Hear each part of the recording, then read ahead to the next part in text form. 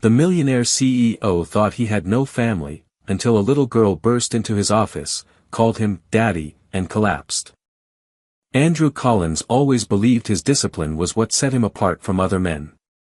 From the time he was a boy growing up in a cramped two-room house with parents who never quite managed to stop fighting, he had learned to keep his feelings under lock and key.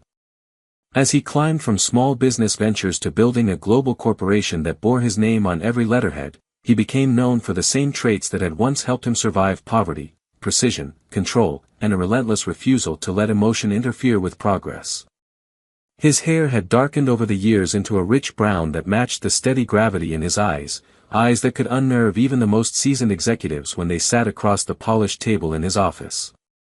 On the morning that would upend everything he thought he knew about his life, he woke before dawn as always, went for a run through the hushed city streets, and returned to the penthouse to dress in the same meticulous way he did every day. By 7, he was in his office reviewing the week's contracts, reading each clause with the same cool detachment that had made him both admired and quietly feared. His assistant came and went, updating him on calls and meetings, but none of it felt remarkable. It was just another day in a life defined by the smooth routine he had built to avoid surprises. He believed surprises were for people who hadn't planned far enough ahead. He believed stability was the reward for never letting himself want more than success. If he ever thought about Sophie, it was only in the back of his mind, a name that didn't stir much anymore. She had been a softness in his life at a time when he wasn't ready for softness. She'd had a way of laughing that made him feel both at ease and completely exposed, and even then, that vulnerability had terrified him. So when she left without a word, he told himself it was her choice, that she must have realized she didn't belong in his carefully ordered world. Over time, he convinced himself she was probably happier wherever she had gone, and he was better off never wondering if that was true. He had never looked back. He had told himself there was no reason to. His life was full by any measure. He had power, wealth, a reputation as the man no one could unsettle. He had learned to treat relationships like transactions, tidy, predictable, over when they no longer served a purpose.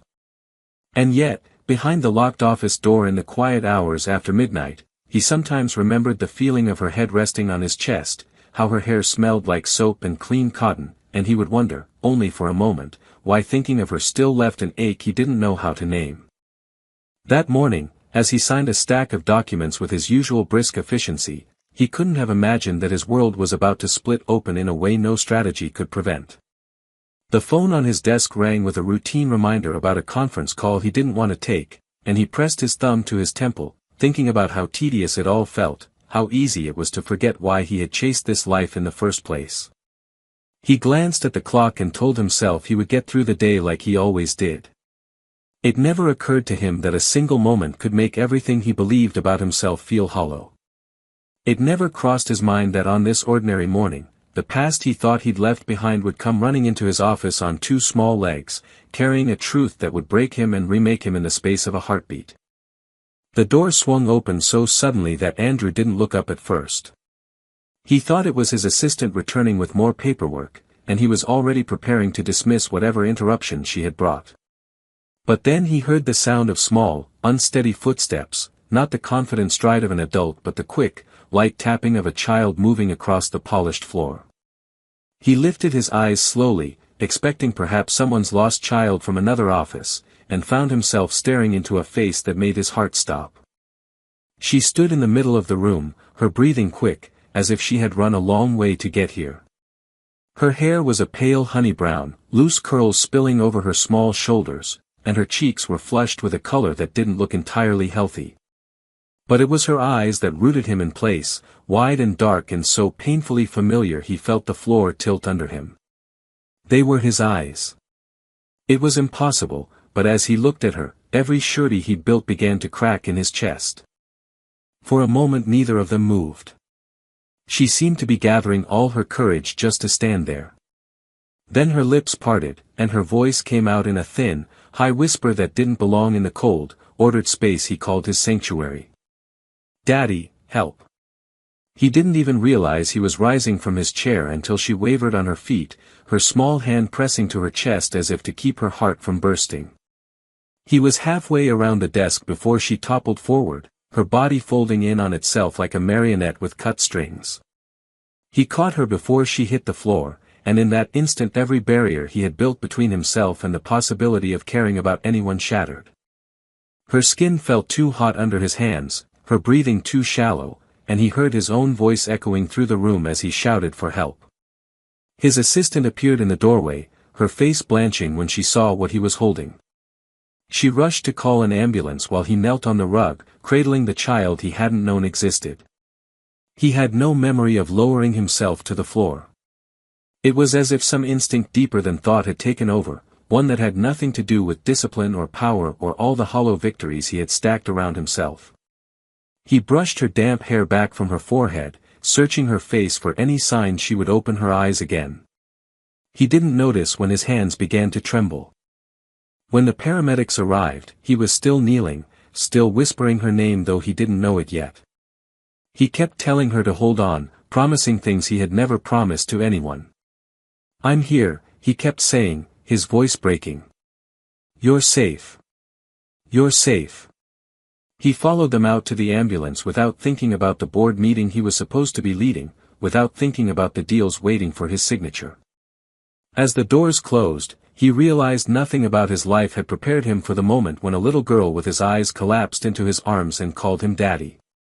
And in that realization was the first honest thing he had felt in years. The ride to the hospital felt like it stretched into hours, though later he would realize it was only minutes. Andrew sat wedged in the back of the ambulance, his knees pressed awkwardly against the metal cabinet behind him, and all he could see was her small body lying on the gurney, strapped down while the paramedics worked around him. One of them kept checking her pulse, murmuring something about dehydration and blood sugar and low oxygen, but the words barely penetrated the roar in his head.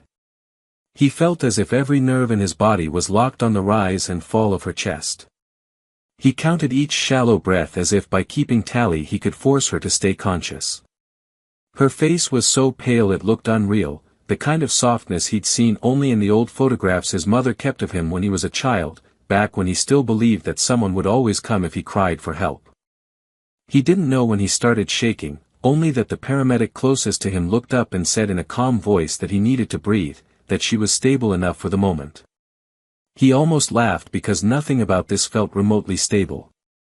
His daughter, he couldn't stop repeating the word in his mind, had appeared out of nowhere and collapsed into his arms, and he hadn't even known she existed. He tried to think back to the last time he'd seen Sophie, tried to reconstruct the dates and the weeks after she left without saying goodbye, but his memory blurred with the realization that for 6 years, while he was congratulating himself on his independence, there had been a small, growing life that shared his blood. It struck him then with sickening force how utterly alone Sophie must have been, carrying and raising this child with no help from him and no expectation that he would ever care. When they reached the hospital, he followed the gurney through a maze of corridors lit by flickering fluorescent lights. A nurse tried to stop him to ask about insurance and paperwork, but he couldn't make himself pause. He kept his eyes fixed on the bobbing curls of her hair as they turned into a private room. He stayed out of the way while the team checked her vitals, started fluids, and attached monitors that beeped in steady rhythms that somehow calmed and terrified him at the same time. Finally, when they had settled her under a thin white blanket and confirmed she was resting, someone turned to him and asked if he was her father. He opened his mouth to say no, out of habit, out of reflex, but then he heard himself say yes in a voice he barely recognized as his own. When they let him stay by her bedside, he sat down in the stiff plastic chair and took her hand carefully in both of his. He watched the way her small fingers curled slightly in her sleep, as if even unconscious she was still reaching for something to hold on to. A memory broke loose from the part of him he had buried, the image of Sophie sitting on the edge of his bed the night before she left, her hands resting protectively over her stomach. He hadn't understood then why she looked so scared and so resolute. He remembered dismissing it as a moment of weakness, another sign that she wasn't built for his world. The shame of that thought burned through him now. He had no idea how long he sat there, his thumb brushing over her knuckles as if touch alone could undo 6 years of absence.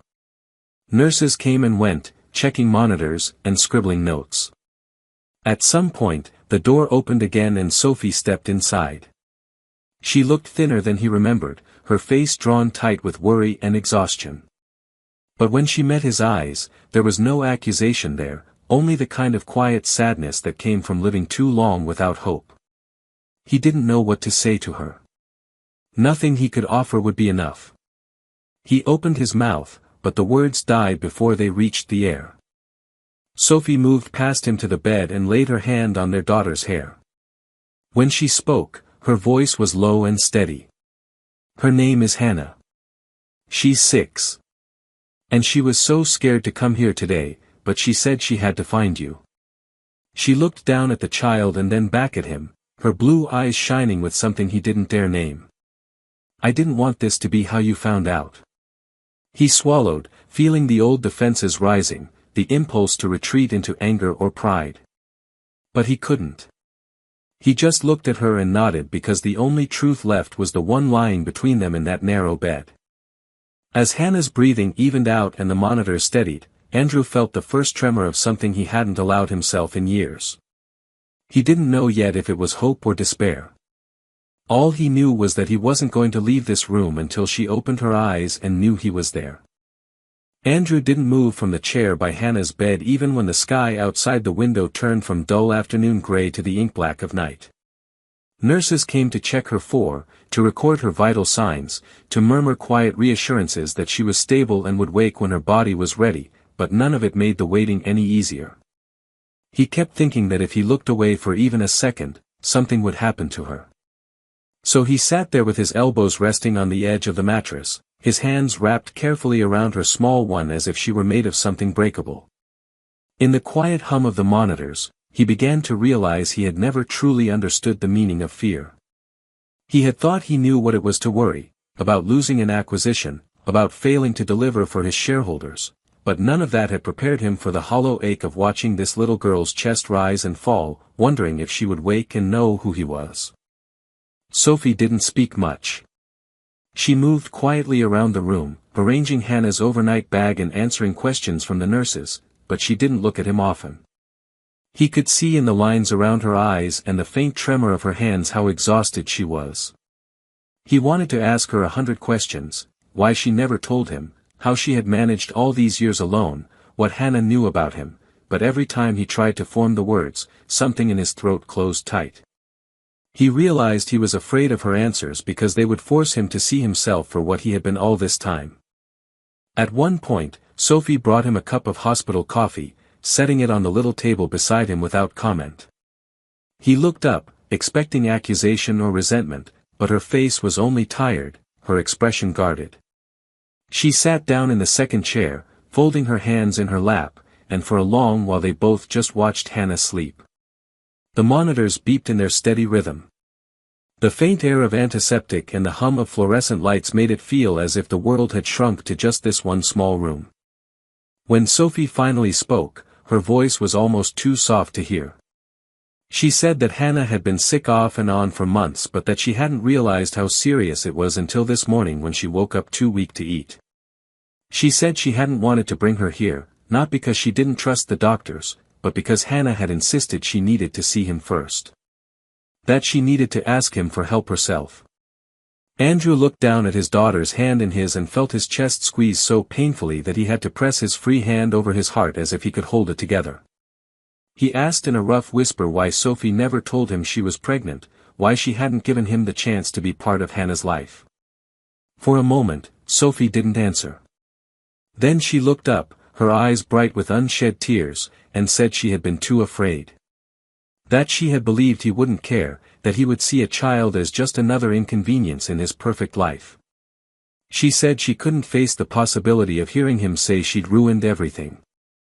Her voice broke when she admitted she had almost called him 100 times but never found the courage. She said she knew that wasn't fair to Hannah, that she would spend the rest of her life wondering if she had made the wrong choice. Listening to her, Andrew felt every defense he had ever built collapsing one by one. He wanted to argue, to insist that he would have done the right thing, but he knew he couldn't. He had spent years proving to everyone around him that nothing came before his ambition.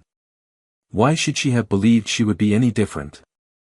When she fell silent, he reached across the space between them and laid his hand over hers. It was the first time he had touched her in 6 years, and the simple contact felt almost unbearable. He didn't try to apologize. He knew there were no words that could cover the time he had lost. So he just held on, letting the silence speak for him. For the first time since he'd sat down in that chair, he felt Hannah's fingers twitch against his palm. He looked down and saw her eyelids flutter, her lashes lifting just enough that he could see the warm brown of her eyes. She looked at him, her gaze unfocused and confused, and in that single moment he felt something inside him break open. He leaned closer, his voice unsteady as he whispered her name. She blinked slowly and then did something he would remember for the rest of his life. She smiled, just a little, and murmured the word she had said before she collapsed. "Daddy." And for the first time, he let himself believe he still had a chance to be what she needed. Hannah's voice was so quiet he almost thought he imagined it, but the way her lips formed the word left no doubt. She had called him Daddy as though she had known him all along, as if he were already something steady in her life instead of the stranger who had just learned she existed. The sound cut through him with an ache so deep it felt like it might split him open. He had spent so many years convincing himself he was content with what he had built, that he didn't need the complications of family, yet one whisper from this little girl had reduced all his careful detachment to nothing. He brushed her hair gently away from her cheek, fighting the rawness in his throat as she watched him with wide, exhausted eyes. She didn't look afraid. She didn't even look surprised to see him there. It was almost worse than if she had turned away, because it made him realize how much she must have hoped he would come for her. Sophie moved closer to the bed, her expression taut with relief and something more complicated. He knew she was watching to see whether he would retreat now that the crisis was passing. He couldn't blame her for doubting him. He had given her every reason to think he would always choose his own comfort over anything that might make him vulnerable. He kept his attention on Hannah, smoothing his thumb over the back of her small hand, and tried to find the words he should have spoken years ago. He told her he was there now, that he wouldn't leave, that he was so sorry he hadn't come sooner. She blinked slowly, her lashes sticking together from the fever, and for a moment he thought she would drift back to sleep without answering. But then her fingers curled around his thumb, her grip surprisingly strong, and she nodded just enough to let him know she understood. When the nurse came in to check her vitals again, Hannah didn't release his hand. He sat there while the machines beeped and the nurse made quiet notes, feeling the rise and fall of her breaths like proof that something in his life still had time to be made right. He didn't know how long he sat like that, but eventually the nurse said Hannah needed rest and that visiting hours were over. He waited for Sophie to argue, but she only looked at him carefully as if gauging whether he would disappear as soon as he was asked to leave. He stood and leaned close to the bed, whispering that he would come back first thing in the morning. She didn't answer, but her eyes followed him until he stepped out into the hallway. The walk to the waiting room felt longer than any boardroom negotiation he had ever endured. Every step seemed to echo with all the ways he had failed before this moment. When they reached the chairs near the nurse's station, Sophie sank into one with a sigh that sounded like it came from the center of her bones. He sat across from her, not trusting himself to be close, afraid that if he reached for her again he would crumble. They were silent for what felt like hours, the low hospital lighting washing everything in a dull yellow glow. Finally she looked up, and the tired sadness in her face was almost too much to bear. She asked him why he was there now, what had changed to make him care. He wanted to give her a neat answer, something that would prove he had learned from all the mistakes he'd made. But all he could say was that hearing Hannah's voice had undone something in him he hadn't even realized was still alive. For a long moment Sophie didn't reply. Then she nodded as if she understood more than he'd said. Her shoulders slumped a little, as if releasing a burden she had carried alone for too long. She told him quietly that she had never stopped wishing he would show up, even when she hated herself for wanting it. He didn't know how to respond. There were no words for the gratitude and the shame tangled inside him. So he only nodded and folded his hands, feeling how raw his palms were from holding Hannah's so tightly. Later, when she stood and said she needed to go home to shower and rest, he asked if he could stay in the waiting room in case Hannah woke up again. For a moment he thought she might refuse, but she only looked at him with that searching gaze and then said in a tired voice that she wouldn't stop him.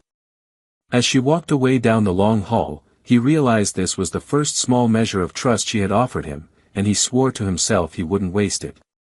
He sat back in the chair, staring at the closed door of Hannah's room, and let the fear and the hope settle side by side in his chest like two parts of the same new life he didn't yet know how to live. Andrew didn't sleep at all that night.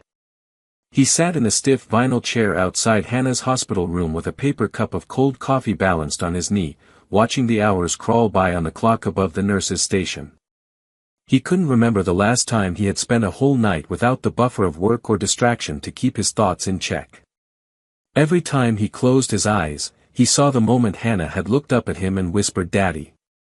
It played over and over in his head, so clear and insistent that he felt it down in his chest like something breaking open. He tried to imagine what her life had been like without him, how many nights she had asked about the man in the photos Sophie must have hidden away, how many times she had wondered if he even cared she existed. The thought made something sharp twist in his stomach. He didn't want to imagine Sophie alone all those years, carrying all the questions he hadn't had the courage to ask. He thought of her sitting in some small kitchen, making breakfast for a little girl who had his eyes, teaching her to tie her shoes, reading her bedtime stories after long days of working jobs that probably didn't pay enough. He wondered if she'd ever cried when no one could see. He wondered if she had ever come close to picking up the phone, only to remember how he'd looked at her the last time they spoke, so cold and final it must have felt like a door slammed shut. He had told himself for years that he wasn't the kind of man who could be a father, that he would only ruin a child's life by trying. But watching Hannah sleep, her small face so pale and exhausted, he felt that excuse collapse into something cowardly. It was easier to pretend he didn't have it in him to love anyone than to risk proving he wasn't enough. Sometime after dawn, the nurse came out and told him Hannah was awake. He stood so fast the coffee spilled onto the floor, but he didn't even glance down at the mess. He followed her into the room, and when he stepped inside, he was struck by how small Hannah looked in the bed, dwarfed by the tangle of tubes and thin blankets. Her hair was pushed back off her forehead, and when she turned her head to see him, her expression was uncertain but not afraid. He sat down carefully on the edge of the mattress, bracing himself for questions he wasn't sure how to answer. But she only watched him for a long moment before she asked if he was really her daddy. His voice nearly broke when he told her yes. She looked relieved in a way that made his throat tighten, as if some part of her had been carrying the fear that she'd gotten it wrong, that he'd sent her away. She asked if he was mad she had come to find him, and all he could do was shake his head and tell her no, that he was glad she did. He was more than glad. He was terrified and grateful and ashamed all at once. She didn't say anything else, just nodded as if that settled something she needed to know. While she drifted back to sleep, he stayed beside her, resting one hand lightly over hers. Sophie came in an hour later with a fresh change of clothes and dark circles under her eyes. She hesitated in the doorway, watching them, and for a moment he thought she might tell him to leave. Instead, she sat down on the other side of the bed and started smoothing Hannah's blanket, her hands working methodically as if the motion kept her calm. He wanted to tell her he would do anything to make up for the years he'd missed, but even as he opened his mouth, he knew how hollow that would sound. Instead, he asked if they could talk when she felt ready. She looked at him then, her eyes tired but clear, and nodded without a word. They spent the rest of the morning in silence, with only the beep of monitors and the distant echo of hospital announcements to fill the space. It wasn't comfortable, but it felt more honest than any conversation they'd ever had. And when Hannah finally woke again and reached for both their hands at once, Andrew felt something shift in the quiet. For the first time, he believed it might be possible to start over, not with grand gestures or apologies he couldn't prove, but with small, steady acts that showed her she wasn't alone anymore. Over the next week, Andrew settled into a routine that felt nothing like the ordered life he had spent years perfecting. Every morning he arrived at the hospital just after sunrise, carrying a paper bag of pastries and fresh fruit he wasn't sure Hannah would feel up to eating, but he brought them anyway because it felt like something a father would do. The nurses had stopped questioning why he was there so early and so late. They had begun to greet him with small nods that somehow made him feel less like an intruder. Each time he stepped into Hannah's room and saw her sitting up a little stronger, her color returning, he felt the knot in his chest loosen by an inch. She would look up with her wide brown eyes and smile in that shy, cautious way she had, like she was still testing whether he was real. He didn't blame her. Some days he wasn't sure himself. When she had enough strength to talk more, she asked questions that caught him off guard. She wanted to know what his house looked like and whether he had a dog. She asked if he'd ever been to the ocean and if he liked cartoons. She asked what kind of work he did, and he found himself explaining mergers and acquisitions to a 6-year-old in words so simple it sounded absurd. She nodded solemnly, as though this made perfect sense, and then asked if he would be there when she got better. He wanted to promise her everything, every birthday and every scraped knee and every nightmare. But he knew children remembered promises in ways adults never did. So he told her he would do his very best to always be there, and when her little hand found his again, he realized that was the first true commitment he'd ever made without reservation. Sophie spent most of each day in the chair opposite him, her expression still wary but no longer closed. They spoke in quiet intervals when Hannah was sleeping, and those conversations were harder than any negotiation he had ever handled. She told him about the first months after Hannah was born, when she'd felt so alone she thought she would break under the weight of it.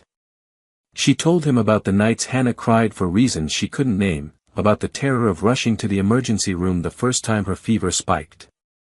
She admitted she had wanted to call him more times than she could count but couldn't bear the thought of hearing him say he didn't care.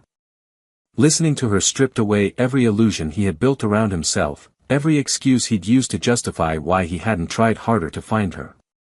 He didn't defend himself because there was no defense left that didn't sound like cowardice. In the evenings, after Sophie left to shower and rest, he stayed to read Hannah stories. She liked fairy tales best, the ones where lost children always found their way home. Sometimes she would fall asleep with her hand curled around 2 of his fingers, and he would stay frozen in place for fear of waking her. Other times, she would ask him in a sleepy voice why he hadn't been there before. Each time she asked, the question landed like a blow, but he answered her as honestly as he could. He told her he had been afraid of being someone's father, that he thought he would fail so badly it would be better if he never tried. He said he was wrong, and he was sorry. She would nod in that thoughtful way she had, like she was filing his answers away to consider later. One night near the end of that week, as she drifted to sleep, she whispered that she was glad he was there now. The words were so soft he almost didn't hear them, but when he did, he felt something in him break and heal all at once. After she was asleep, he sat in the dark room for a long time with his elbows on his knees, his face in his hands. He knew he couldn't erase the past. But he also knew he didn't want to. He needed to remember every choice he had made so he could be better now. By the time Sophie returned, he was still in the same spot, staring at Hannah's small shape under the blanket. She came to stand beside him without speaking, and for once the silence between them didn't feel like a wall. It felt like an understanding. She laid her hand lightly on his shoulder, and for the first time since all of this began, he closed his eyes and let himself hope that maybe, just maybe, it wasn't too late for all of them to become something like a family.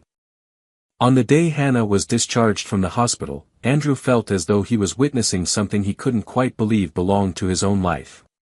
He had arrived before dawn again, carrying a stuffed rabbit he'd seen in a shop window the night before. He had stood there in the dark street with the toy in his hand, feeling ridiculous for how nervous he was. But when he stepped into the room and saw Hannah sitting up in bed with a cautious, hopeful light in her eyes, all that anxiety had dissolved into something steadier. He gave her the rabbit without a word, and she hugged it to her chest as though she'd been waiting for it all along.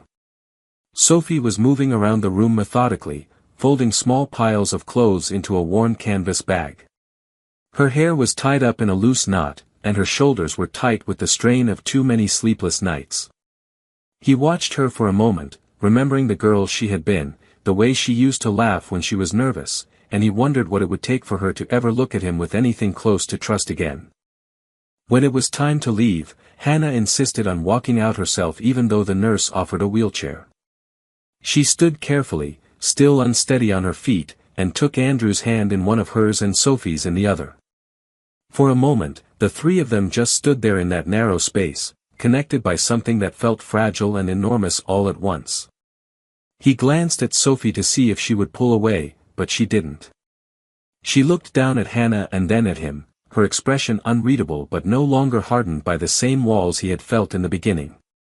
They walked down the hall together, their footsteps muffled against the linoleum, and he thought it was strange that this simple act, just walking out of a hospital, felt like the bravest thing he'd ever done. Outside, the cold morning air hit them all at once. Hannah shivered, so he shrugged out of his coat and draped it around her shoulders. She smiled up at him, and for an instant, the smile looked exactly like his own when he was a boy. He had to look away to steady himself. Sophie led them to her car, and for the first time, he asked if he could follow them home. The question hung between them, heavy with all the unspoken things they still hadn't dealt with. Sophie studied him, her blue eyes so clear and tired it hurt to look at her. She didn't say yes right away. She looked at Hannah, who was watching them both with quiet expectation, and then nodded. He didn't know what it meant, whether she was letting him in or simply too worn out to fight him anymore, but he knew he would take whatever she was willing to give. He followed them through the waking city to the small apartment where Sophie had made a life without him. When he stepped inside, it took everything in him not to stop and just stand there, taking in the evidence of all he'd missed. There were drawings taped to the refrigerator in bright crayon colors, and a row of tiny shoes by the door. On the table sat a jar of coins labeled Vacation Fund in Hannah's wobbly handwriting. He thought of all the mornings Sophie must have made breakfast alone, all the nights she must have tucked Hannah in without help, and it felt like his chest was splintering under the weight of it. Hannah showed him her room, where she kept her favorite books and a small nightlight shaped like a moon. She climbed onto her bed with her new rabbit and looked at him with an expression so earnest he felt unworthy of it. She asked if he would stay for dinner. He hesitated, glancing at Sophie in the doorway, waiting for her to say it was too much. But her eyes were softer now, her voice low when she said they didn't have much, but he was welcome to sit with them. That night, sitting at a scarred wooden table with a plate of pasta in front of him, he felt something he hadn't known he was capable of feeling. He felt ordinary. Not powerful or intimidating or exceptional. Just a man who had made mistakes and was finally trying to be present for the people who still, somehow, wanted him there. When dinner was over, Hannah fell asleep on the couch with her head in his lap, her small hand curled against his side. Sophie sat across from him, her face illuminated by the lamplight. She looked at him for a long moment, her expression complicated but no longer closed. She said she didn't know if they could ever go back to what they were, or if she could ever fully forgive the choices he'd made. But she said Hannah deserved to have him, and if he meant to stay, she wouldn't stand in the way. Andrew felt his throat close around the answer he wanted to give. He couldn't promise perfection. He couldn't promise to erase the past.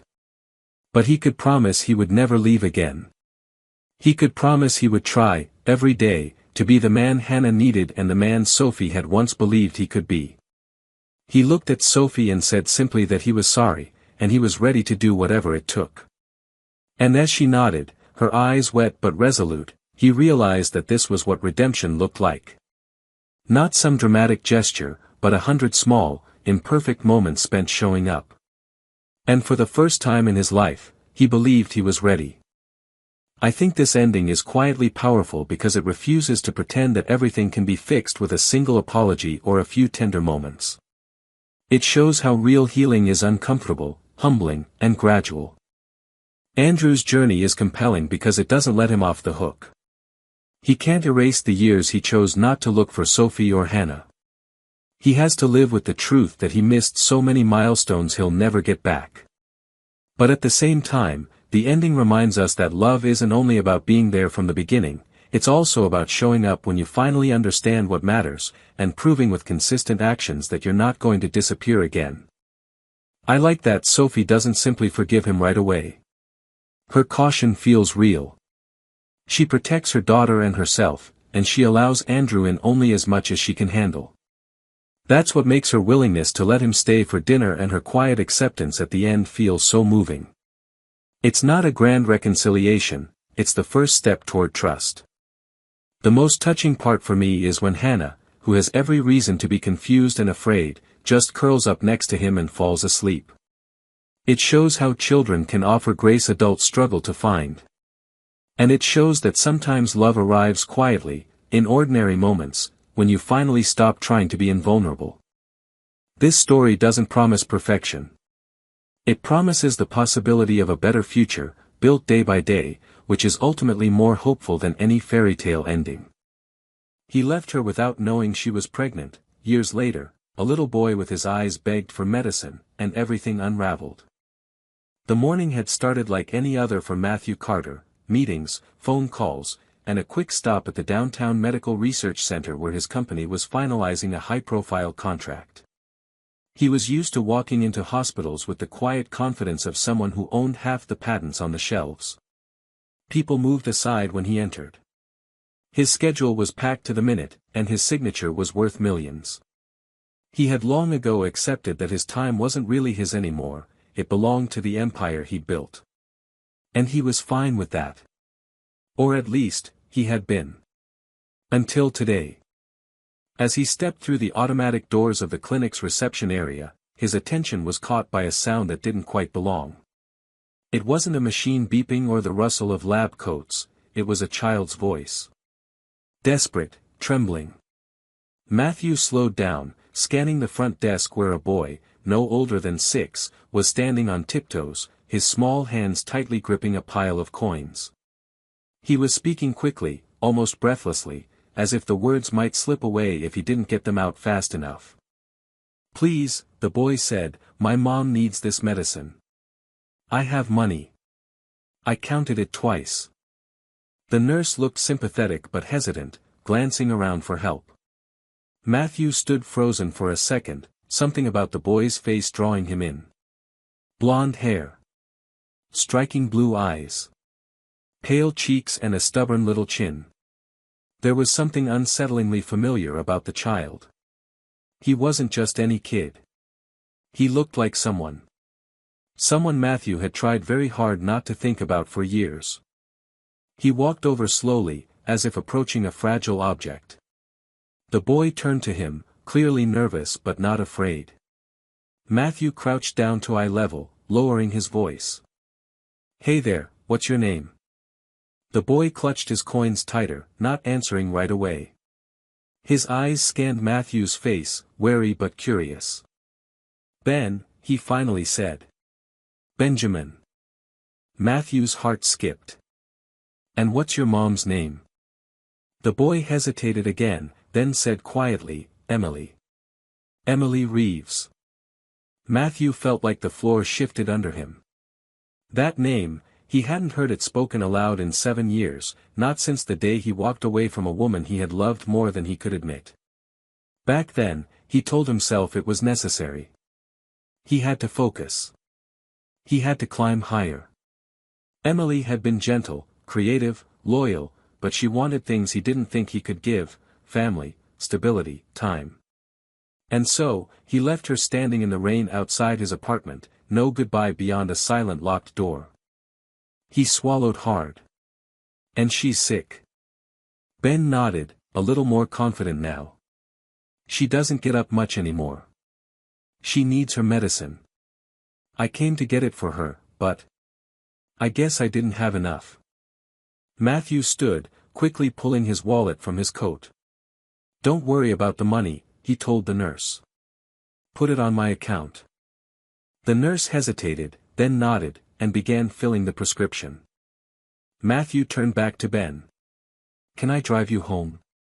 I'd like to make sure your mom gets this safely." Ben looked at him, and there was a moment, a flicker of something unspoken. Then he nodded and reached for Matthew's hand. As they walked toward the exit, Matthew felt the weight of 7 years of silence press against his chest. If this was what it looked like, if this boy was really his, then everything was about to change. And somehow, he already knew it had. The ride to Ben's house was quiet, broken only by the occasional sound of traffic and the soft hum of the engine. Matthew kept glancing at the boy in the passenger seat, trying to piece together everything that was unraveling inside him. There were too many questions, each one piling on the last, making it hard to focus. How could Emily have kept this from him? Had she known where to find him all these years? Why hadn't she reached out? But beneath all of that, beneath the confusion and the shock, was something deeper. Guilt. Because he already knew the answer to most of those questions.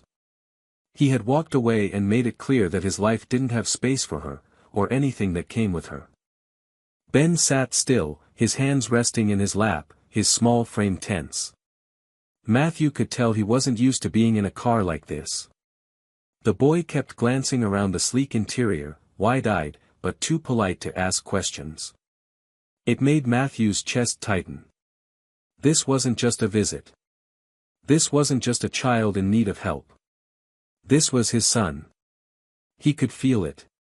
In the way the boy tilted his head when he was thinking, the way his blue eyes narrowed slightly when concentrating, it was like watching a reflection of a younger version of himself.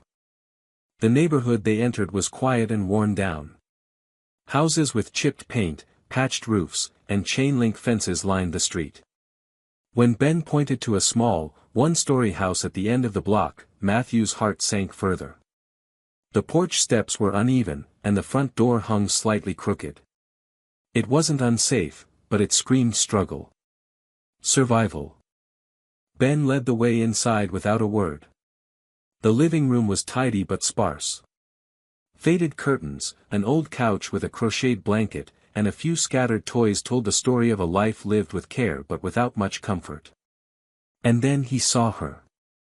Emily was lying on the couch, partially propped up by a pillow. Her face was thinner than he remembered, her skin pale, and her hair pulled into a messy bun. She looked exhausted.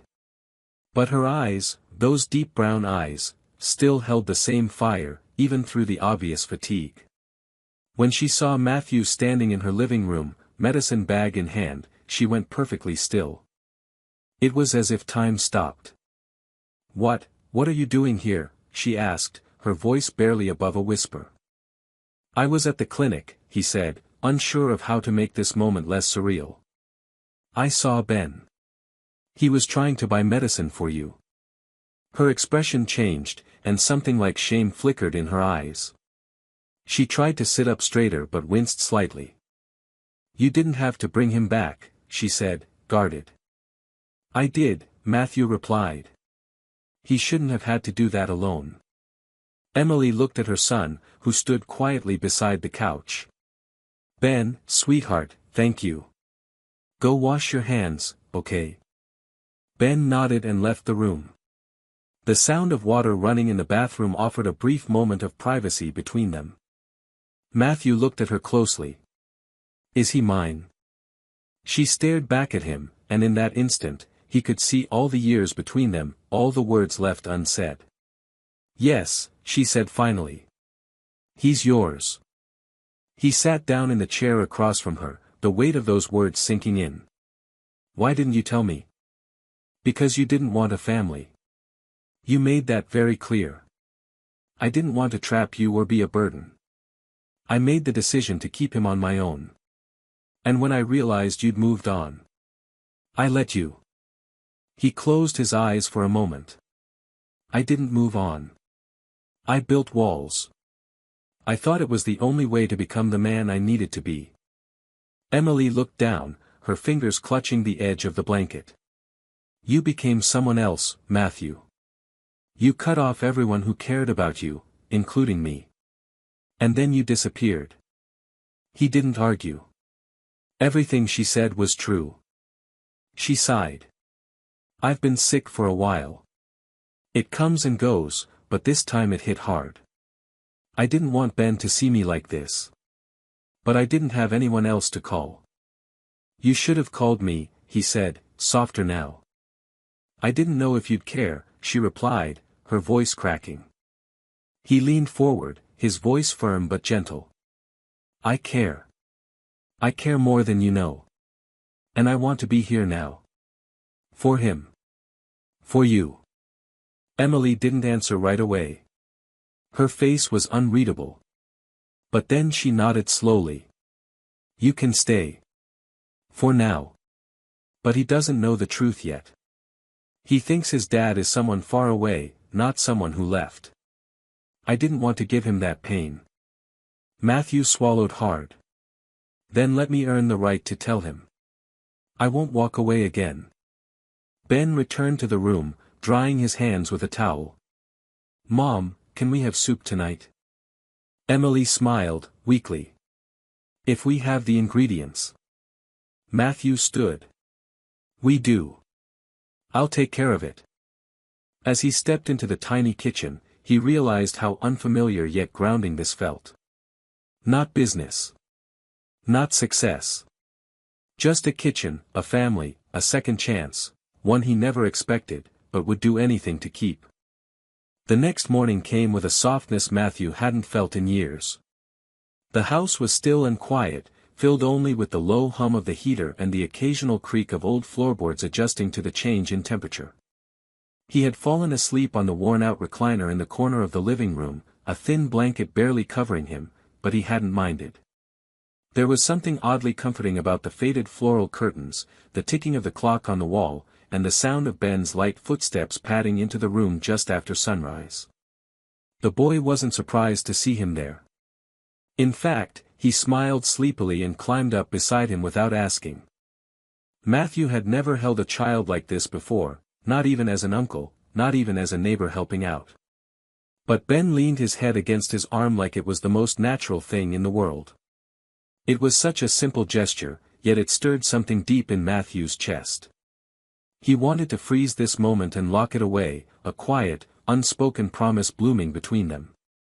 Emily eventually woke too, and she looked surprised to find Matthew still there. She didn't say anything about it, just offered a quiet, good morning, and shuffled to the kitchen to make coffee. Matthew followed her, watching how tired she still looked, how her shoulders moved a little more slowly than they used to. Did you sleep at all? He asked. A little, she said, not meeting his eyes. Better than yesterday. The medicine helped. I can get more. Anything you need, he said immediately. You don't need to worry about costs. Emily gave a small nod, but didn't answer right away. Instead, she poured coffee into 2 chipped mugs and passed one to him. Ben doesn't have school today, she said, changing the subject. It's the weekend. We usually go to the park if I'm feeling well enough. Matthew hesitated, then said, I'd like to come with you both. If that's okay. Emily paused, mug halfway to her lips, and looked at him properly for the first time since the night before. I don't know what this is yet, she said softly. You showing up. It feels like something from another life. I know, he said. But I'm not here to make grand gestures. I'm here because I should have been from the beginning. She didn't say anything for a while. Then she nodded. Okay. You can come. Later that day, the 3 of them walked through the nearby park.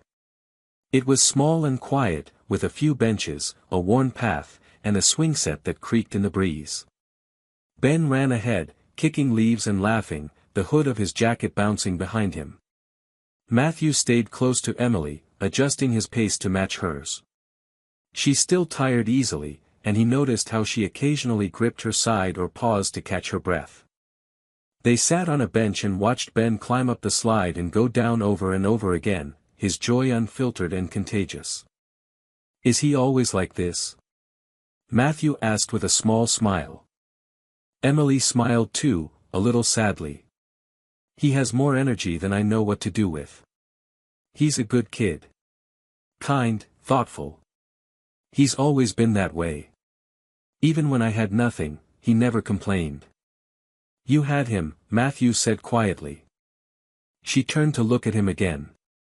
You know, he looks so much like you. I kept wondering if that would fade as he grew up. But it didn't. Matthew nodded, swallowing hard. I see it now. And I hate that I missed all those years. Then don't miss what's left, she said, her voice barely more than a whisper. They sat in silence after that. Not a cold silence, but a quiet one, the kind that comes when people are finally beginning to understand each other again. When they got home that afternoon, Ben drew a picture of the three of them at the park. He handed it to Matthew with shy pride. This is us, he said. I can draw you again tomorrow if you stay. Matthew looked down at the drawing, crayon figures holding hands beneath a crooked tree, and felt his throat tighten. I'll be here, he said, ruffling Ben's hair. Tomorrow, and the day after that too. And for the first time in years, he meant every single word. The days that followed were quiet but full of subtle change. Matthew continued showing up each morning, sometimes bringing groceries, other times with small things for Ben like puzzles or snacks, careful never to overdo it. He didn't want to buy forgiveness or force affection, he just wanted to be there. Emily observed it all, always cautious but no longer cold. She had every reason to keep her walls up, but she never once pushed him away. Instead, she allowed him space to show who he was now, not who he had been when he walked away 7 years ago. One evening, as the sky darkened outside their small living room window and the sound of rain began to tap against the glass, Matthew offered to help prepare dinner. Emily looked skeptical at first. He had always been the type who ordered takeout or hired private chefs, but to her surprise, he moved around the kitchen like someone who had made the effort to learn. He chopped vegetables, boiled water, even asked Ben if he wanted to help stir the soup. It was ordinary. Domestic. But it felt like something sacred. Later, as they all sat at the table eating simple vegetable soup and buttered toast, Emily caught herself watching Matthew more than once. He laughed at Ben's silly stories, listened with real interest, and didn't check his phone once. There was no rush in him. No urgency. Just presence. That was new. After dinner, while Ben was brushing his teeth, Emily stood at the sink, washing dishes as Matthew dried them beside her. For a moment, they were quiet, only the soft clink of plates and the hum of the faucet filling the space. Then Emily spoke, not looking at him. I never told him about you. I thought about it 1,000 times. But I couldn't bear to let him hope for something that might never happen. I understand, Matthew said. I wouldn't have believed me back then either. She nodded slowly. I was angry for a long time. You left so cleanly. So completely. I thought if I hated you enough, it would hurt less. And now, he asked, his voice barely above a whisper. I'm not angry anymore, she said, pausing to rinse a dish. But I'm not sure I trust you either. Not yet. He didn't flinch. That's fair. I'm not here to be trusted on words. Just, let me show it. Every day, for as long as it takes. Later that night, Ben pulled out a puzzle and asked them both to help finish it. It was missing a few pieces, but they worked on it anyway, laughing when one didn't fit and celebrating each tiny success. It wasn't much. But it was theirs. At bedtime, Ben hugged Matthew without being asked, his small arms wrapping around his waist. Emily stood in the doorway, arms crossed, her expression unreadable but no longer guarded. That night, Matthew didn't sleep at the house. He left after Ben was tucked in, stepping into the cool evening air. But as he walked away, he didn't feel shut out. He felt, for the first time, like someone who had been invited back to something he thought he had lost forever, not just a home, but a family. And somewhere deep inside, he began to believe that maybe he could be the man they needed, not through perfection, but through staying. Through showing up every single day. Over the following weeks, Matthew found himself adjusting to a rhythm that was completely foreign and yet strangely grounding. Mornings were no longer about boardrooms or private jets. Instead, they were about packing lunch for Ben, making sure Emily had what she needed for the day, and quietly sweeping the kitchen floor before anyone noticed. He didn't try to take over their lives. He simply fit into them, one small act at a time. He started learning what Ben liked, his favorite cereal, the way he liked his bedtime stories read with different voices for every character, the way he got quiet and thoughtful when he was worried about his mom but didn't know how to say it. Matthew didn't push him to talk, but he stayed nearby, letting the silence be safe. Emily remained cautious, but her walls were no longer made of steel. She let him in, piece by piece. Sometimes she'd ask him to pick Ben up from school, other times she'd let him handle the groceries, or even leave him alone in the house while she rested. Trust, he realized, wasn't some dramatic declaration. It was in the small permissions, the everyday allowances that made him feel like he was part of something real. One afternoon, Matthew picked Ben up from school and brought him to a bookstore nearby. It wasn't something extravagant or planned. It just happened. They wandered the aisles, and Ben's eyes lit up as he moved between shelves of adventure books and picture stories. When Matthew offered to buy him two, Ben hesitated. "Can I ask Mom first?" he said, clutching one book tightly. Matthew knelt down and said gently, "You can. But I promised she'd say yes." Ben nodded slowly, then whispered, "Okay." It wasn't just about permission, it was about loyalty. The boy's entire world had been his mother, and Matthew knew he had to respect that. When they got home and Emily saw the books, she smiled. "You picked good ones," she said, ruffling Ben's hair. Then, turning to Matthew, she added, "Thank you, for asking nothing and giving him something." That night, after Ben was asleep, Emily and Matthew sat in the living room with the TV on low. They weren't really watching. Emily was curled up in the corner of the couch with a blanket, sipping tea. She looked better, her skin had more color, and her energy was returning. Still, she was quiet, thoughtful. "He asked me last week if you were going to leave again," she said suddenly. Matthew sat up straighter. "What did you say?" "I told him I didn't know. Because I didn't want to lie to him. But I want to believe you won't." "I won't," he said. "I've walked away from too many things. I'm not walking away from this."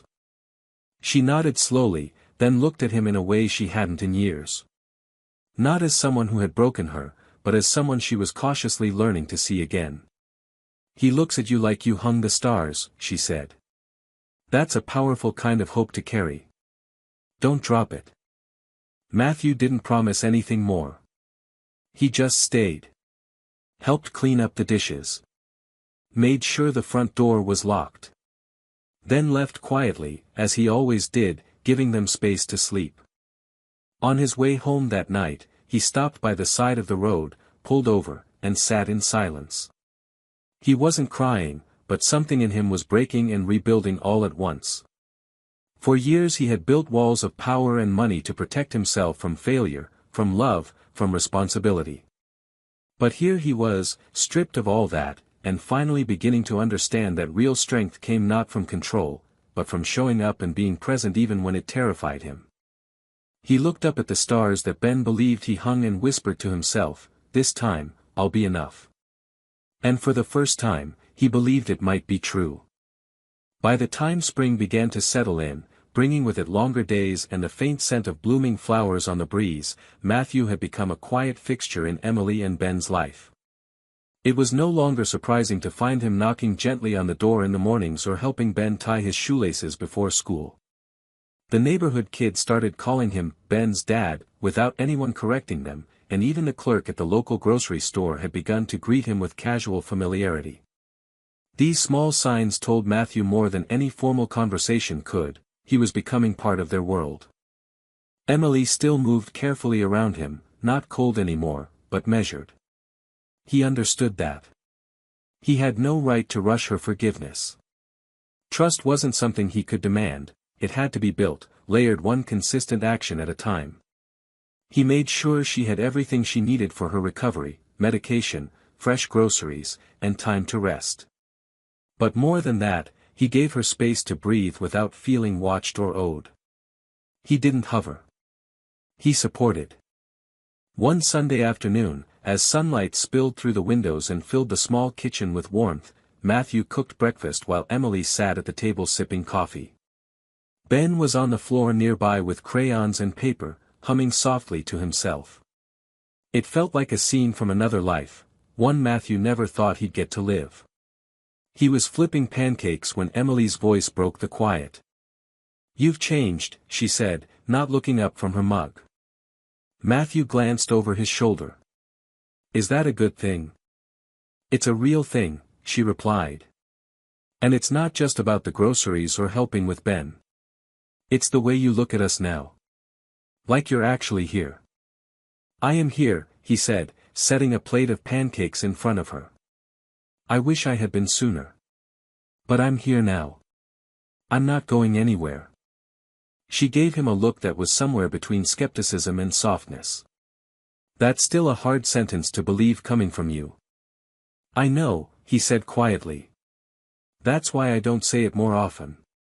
I just want to live it." Later that day, they went to the nearby community center for a spring event Ben had been excited about all week. There were games, music, balloons, and a bake sale. It wasn't anything grand, but it felt like a celebration of something ordinary, and Matthew loved every second of it. He held Ben's hand as they walked between booths, cheered as he won a small stuffed animal at the ring toss, and laughed when a cupcake exploded frosting all over his suit. Emily watched from a bench under the trees, her arms folded loosely across her chest, eyes following them. When they returned to her side, she looked up at Matthew and said something unexpected. "He's never laughed this much in one day." Matthew didn't respond immediately. He sat down beside her and looked across the park, then turned to her with the most vulnerable honesty he had ever allowed himself. "Neither have I." That night, after Ben had fallen asleep with his new toy clutched in his arms, Emily stood by the doorway as Matthew prepared to leave. She didn't speak right away. She just leaned against the frame, watching him gather his jacket and keys. "You don't have to keep going home every night," she said suddenly. "If you ever want to stay, not for good, but, for now." He looked at her, startled but grateful. "I'd like that." She nodded. Ben would too. As he settled on the couch with a blanket, listening to the soft sounds of their breathing in the other room, Matthew realized something had shifted. This wasn't just about making up for the past anymore. It was about building a future. And for the first time, that future didn't scare him. It humbled him. He no longer needed skyscrapers or contracts to prove his worth. All he needed was right here, in a quiet house with creaky floors, a little boy who smiled in his sleep, and a woman who might, just maybe, be ready to believe in him again. By the time April gave way to early May, the air had shifted in more ways than one. The house felt different now, not just because of the blooming flowers on the windowsill or the new curtains Matthew had insisted on buying to replace the old sun-faded ones, but because of the unspoken comfort that had begun to settle between the three of them. The awkward pauses were gone. The guarded silences that once hovered in the space between Matthew and Emily had turned into something quieter, gentler, almost warm. They didn't talk about the past often anymore, and they didn't need to. Their conversations were about Ben's drawings, the groceries, the bills, the music playing on the radio. But under the surface of every word was the steady beat of rebuilding. Matthew had started staying over a few nights a week, always on the couch, never asking for more than what Emily was willing to give. But one morning, after a restless night of thunderstorms, he woke to find Ben curled up beside him, still half asleep, a hand clinging to Matthew's shirt. He didn't move, didn't speak. He simply lay still, staring at the ceiling in the dim morning light, overwhelmed by how much that one small gesture meant. It wasn't just about love. It was trust. And it wasn't something he could ever take lightly. Emily had gotten stronger, though her illness still cast a shadow. The treatments were working, but slowly. Some days were good, full of energy and brightness, and others left her so exhausted she barely spoke. But she let Matthew carry more on the hard days. She stopped pretending she didn't need help. That, in itself, was a kind of intimacy he hadn't expected. He learned how to read the signs, the way she rubbed her temple when she was dizzy, the way her voice got quieter when she was tired. He never made a show of it. He simply acted. He took care of her, the way he should have long ago, not out of guilt, but because he had grown into the kind of man who didn't run from pain. Especially not hers. One evening, just after dinner, Ben pulled a folded piece of paper from his backpack and handed it to Matthew. "We have family day at school next week," he said, almost shyly. "You're allowed to come, if you want." Matthew took the paper and felt his throat tighten. Emily, sitting across the table, paused mid-sip of her tea and looked over the rim of her mug. Her eyes met his, soft but steady. She didn't say anything. She didn't have to. She was letting him decide. "I'd love to come," he told Ben, who beamed and immediately launched into a list of activities they'd be doing, games, presentations, even a small performance he'd been practicing in secret.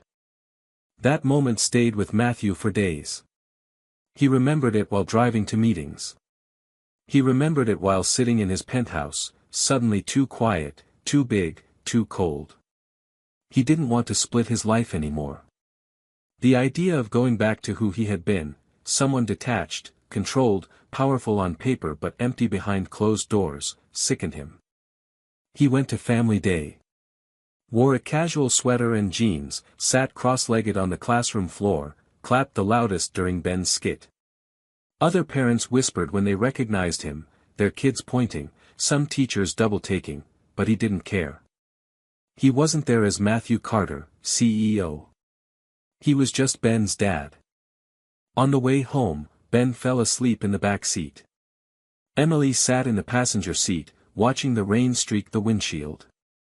After a while, she spoke, her voice barely audible over the wipers. "I thought I'd raise him alone forever. I made peace with it." Matthew gripped the steering wheel a little tighter. "I'm sorry I made that feel like your only option." She turned to look at him. "You didn't just disappear, Matthew. You erased yourself. And somehow, you still showed up exactly when he needed you." "I wish it hadn't taken that long," he said, glancing at her before turning back to the road. "But I'm here now. And I'll be here every day that follows." Emily looked out the window again. "I believe you," she said quietly. He felt the words land deep in his chest. Not because they were dramatic, but because they weren't. They were simple. Earned. Honest. That night, after Ben had been tucked into bed, Emily brought out an old box from the closet. Inside were photos, ones Matthew had never seen, of Ben as a baby, of Emily holding him in a hospital room alone, of birthdays, scraped knees, and laughter he hadn't been there to hear. She didn't say much while he looked through them. She just sat beside him on the floor, close but not touching, allowing him that space. When he finished, he turned to her and asked quietly, "Do you ever think about what it would have been like, if I'd stayed?" She nodded. "All the time. But I also think about what we're doing now. And I think, maybe, this matters more." He didn't answer. He simply reached out, slowly, and placed his hand over hers. She didn't pull away. In that quiet moment, with old photographs scattered across the floor and the echo of a child's laughter down the hallway, Matthew realized something he hadn't dared to believe before: forgiveness was possible. And maybe, just maybe, so was love. Summer arrived with gentle heat and long evenings, and by the time June rolled in, the rhythm of their days had become something close to natural. There were still rough moments. Emily had occasional flare-ups, moments when exhaustion took over, but the worst seemed to be behind her. Matthew remained consistent, never missing a day, never needing to be asked. The quiet tension that once followed every interaction between him and Emily had softened into something far more intimate, though still unspoken. It lived in the way she handed him coffee in the morning without asking how he took it anymore, in the way he knew where every dish went in the kitchen, and in how Ben no longer hesitated before calling him Dad. The boy said it casually now, like it had always been true, and Matthew never corrected it. He didn't care that the word had taken time to reach his ears. What mattered was that it had come on its own, without pressure. It was the same way Emily had begun to lean on him, not out of desperation, but from trust built slowly, brick by brick. She let him read Ben bedtime stories even when she wasn't too tired to do it herself. She let him cook, even when he added too much garlic. She let him stay over more often than not, and one night, without ceremony or hesitation, she invited him to sleep beside her, not out of romance, but comfort. He didn't push for more. He simply held her hand and listened to her breathing as she drifted off. Then came the moment he didn't know he had been waiting for. It was a warm Sunday morning, and they were all in the backyard. Emily was seated in a lawn chair under the shade of an old maple tree, watching as Matthew and Ben built a birdhouse together at the small garden table. Ben wore a serious expression, completely focused as he hammered a small nail into the side of the wooden frame, while Matthew held the pieces steady, nodding with approval. The sun made everything feel golden, easy and still. When the birdhouse was done and Ben went inside to grab paintbrushes, Emily stood up and walked over to Matthew. She looked at him for a long time before speaking, and when she did, her voice was calm and certain. "You never asked for forgiveness," she said. He looked up at her. "I didn't think I had the right." "You didn't," she said gently, "but you earned it anyway." He didn't know what to say. For once, there were no rehearsed speeches, no need to explain himself. She had already seen every version of him, the boy who left, the man who returned, the father who stayed. She reached for his hand, and he took it. There was no need to squeeze too hard or hold too long. It was just enough. Later that evening, while Ben was asleep, they sat in the living room surrounded by the quiet hum of cicadas and the soft flicker of candlelight. Emily rested her head on Matthew's shoulder, and for the first time, she said the words he had longed for but never demanded. "I still love you," she whispered. Matthew's eyes burned, but he didn't move. He just let the words settle, like soil around deep roots. He kissed the top of her head and replied without hesitation. "I never stopped." From that moment on, they stopped living in the shadow of what had been and finally stepped into what could be. Matthew sold his penthouse and moved into a smaller home nearby, a house they picked together, where Ben could have his own room and a backyard big enough for a treehouse.